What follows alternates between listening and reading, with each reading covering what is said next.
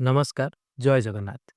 पंजाबर जालियाना बाग हत्याकांड विषय आपण माने समस्ते तो जानिछंती, किंतु आपण माने कौन ओडिशार आमको सिमको हत्याकांड विषय जानिछंती कि?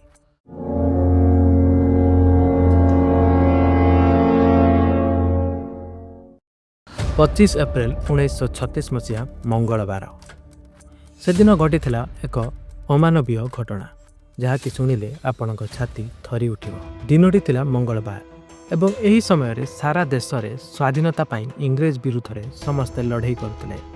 ठीक से ही आमको सिमको गाँवर आदिवासी माने तांको आदिवासी स्वाधीनता संग्रामी निर्मल मुंडा नेतृत्व में से माने मध्य गोटे सभार आयोजन करथिले एवं यही सभाटी थिला जे उच्च कर एवं जमीर मालिकाना विवाद रे। आपण माने जानिथिबे सही समय बहुत किछि इंग्रेज माने थिले जो माने कि जमी कर न देले से माने लोकंकर कि आदिवासी मानकर जमी गुड़िक निज नेतृत्व में नहीं जाउथिले एवं सेकु नहीं से माने बहुत जमीदार मानकु दे दउथिले जहा फल कि एमाने निज जमी हरउथिले एवं एही भली भाबे एही जमी विवाद थिला। तो यही विरुद्ध रे आदिवासी माने एवं तांकर नेता निर्मल मुंडा एक जोर सभा रखी यहाकू विरोध करुथिले। तो यही सब घटना को केंद्र करी आदिवासी नेता निर्मल मुंडा एवं तांको गाँवर केतेक लोक माने एक सभार आयोजन करथिले जहाँकि यह केवल थिला इंग्रेज मानकू विरोध करबा एवं से माने बहुत शांतिपूर्ण भावे विरोध मध्य करुथिले।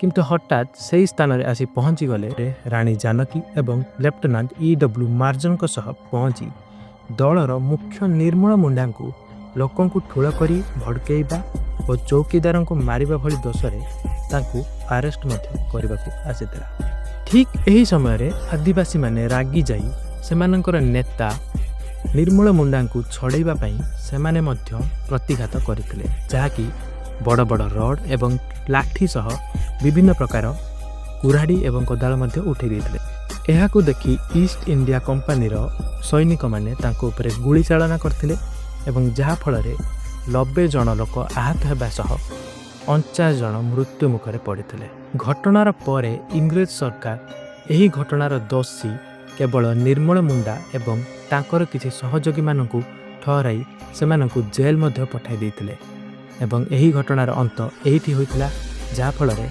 आदिवासी मानक स्वर दबी जाइथिला।